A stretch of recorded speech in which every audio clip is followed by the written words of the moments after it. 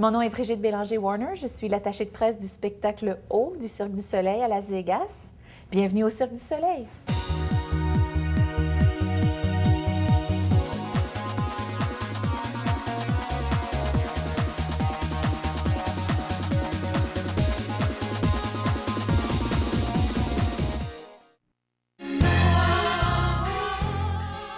Guy Laliberté started as a street performer with a dream to take his group of jugglers, fire eaters, stilt walkers, and clowns on a world tour to have fun and entertain people. He had no idea that he was embarking on a journey that would revive the traditional circus and reinvent live entertainment, making him one of the most successful people in international business. Today, Cirque du Soleil has over 9 shows playing worldwide, including O, which is permanently staged at the Bellagio in Las Vegas and takes place in and above a 1.5 million gallon water tank. Cirque du Soleil began really in 1984 when a troupe of circus performers and street performers came together for the 450th anniversary of Jacques Cartier's visit to the Americas.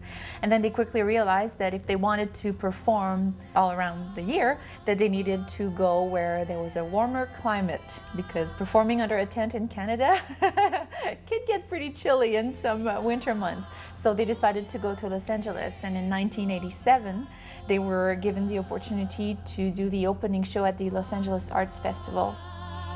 Guy hit the road around the same time that businesses worldwide were moving toward globalization, taking regional businesses into international markets. With the Cold War over and trade barriers dropping all over the world for the first time in history, companies like Cirque found it much easier to penetrate new markets. There were still challenges, of course, as Guy found out when he first ventured into the US market. If they would have failed in Los Angeles, there was not enough money to put gas in the trucks to bring, the equipment back home. Fortunately, that did not happen. The show was extremely successful. It was a press and public success immediately, and then quickly the company evolved some more. We created new shows, new productions, and we have many, many more projects to come. In one sense, Cirque faces much greater challenges than most global companies. First, it must literally search the globe for specific talents. A good example of that is Mongolia. The little kids, as you know, in Canada, little kids start to play hockey when they're very little. In Mongolia, little kids learn contortion. So we know for sure that if we want to find great contortionists, we go to Mongolia. If we think about our O show that is so unique because of the 1.5 million gallons of water on the stage, we have to find people that are also, in some cases, expert scuba divers. So a lot of those come from Hawaii for some reason.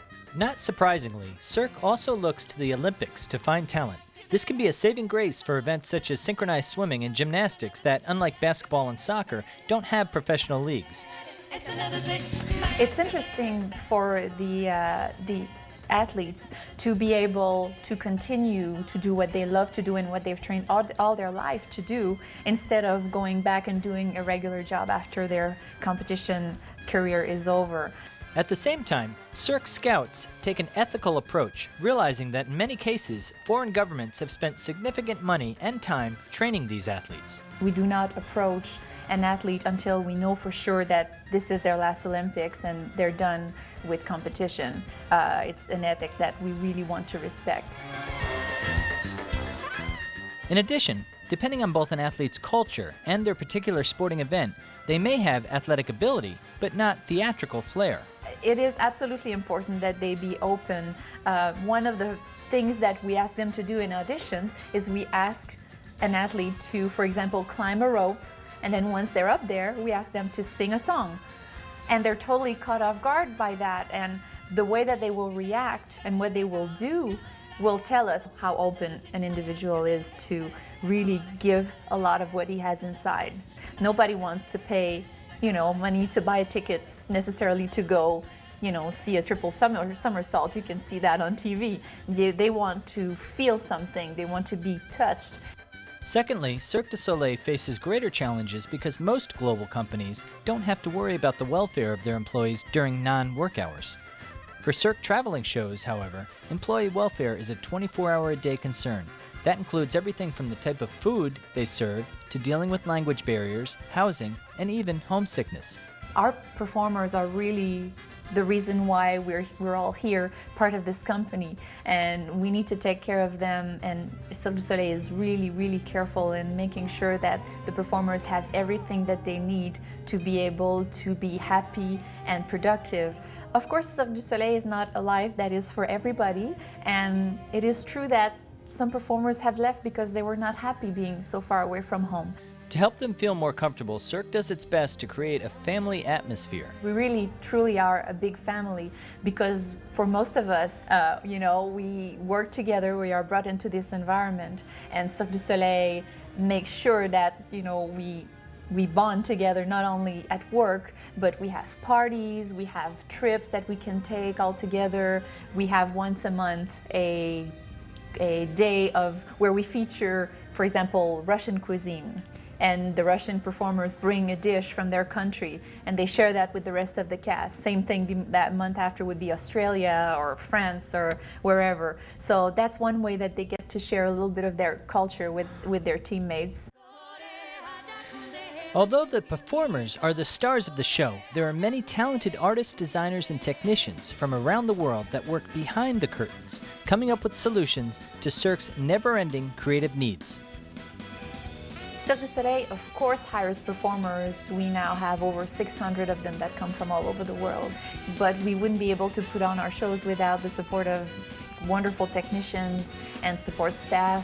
For example, when we created O, the conceptors wanted a piano that could be driven and that would sink through the water.